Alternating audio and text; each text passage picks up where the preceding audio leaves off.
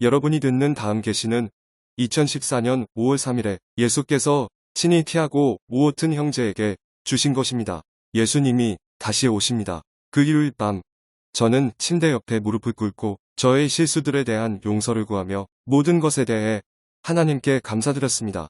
그리고 잠들었습니다. 그날 밤은 매우 추웠고 비가 많이 내렸던 것으로 기억합니다. 그러다 새벽 2시쯤 잠이 들었는데 새벽 4시쯤경에 잠이 깼는데 부엌에 있는 시계를 보고 알았습니다. 그 다음에 일어난 일을 어떻게 설명해야 할지 모르겠습니다. 그때 갑자기 누군가가 제 방에 들어와 저를 깨웠습니다. 저는 침대에 누워있던 제 몸을 느끼지 않았는데 제가 깨어있고 몸이 아니라 영 안에 있다는 것을 깨달았습니다. 그러자 초자연적인 힘이 저를 제 집 옆 언덕으로 데려갔습니다. 제가 눈을 떴을 때 제가 집 옆 언덕 위에 있는 걸 깨달았습니다. 낮이었지만 언덕에서 무슨 일이 일어나고 있는지 이해하지를 못했습니다. 언덕 위에는 아직 안개가 있었고 도시는 이상하게도 여전히 잠들어 있었습니다. 소음은 거의 들리지 않았고 바람 부는 소리와 새소리만 들렸습니다. 그러다 갑자기 플루트 같은 소리를 내는 부드러운 음악이 들렸는데 그 음악은 제 몸 전체를 움직이기 시작하였습니다.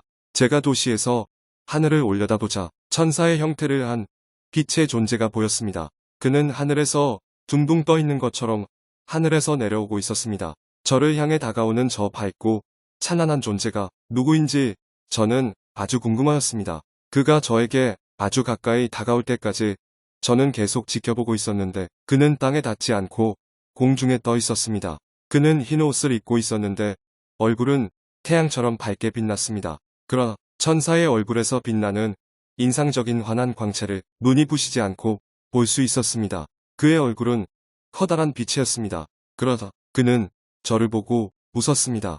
그의 목소리는 제 평생 들어본 소리 중 가장 아름다웠고 또 감미로웠습니다.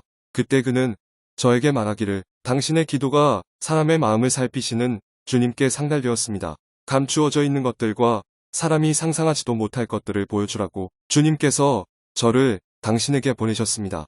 그가 저를 만지자마자 저는 수천 킬로미터 떨어진 곳으로 옮겨졌습니다. 몇 초 만에 저는 지구상의 여러 곳들로 이동했고 또 몇 초 만에 그 장소들에서 제 인생을 영원히 바꾸어 놓은 여러 놀라운 일들을 보았습니다. 주의 천사가 제 손을 잡자 우리는 재빨리 함께 지구의 중심을 향해 크로아티아라는 나라로 날아갔습니다.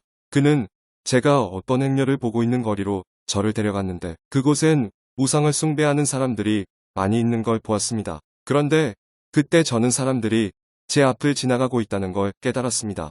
그러나 그들은 저를 보지 못했습니다. 저는 이때 차원의 창문에서 사람들을 관찰하고 있는 그 천사와 함께 있었습니다. 그들은 우리를 볼 수 없었습니다. 저는 천사와 동행했을 뿐만 아니라 아내와 오는 4살 된 아들 미카엘도 함께 했는데 이 환상에서 그는 7살로 보였습니다. 저는 환상에서 우리가 미래에 있다는 걸 깨달았습니다.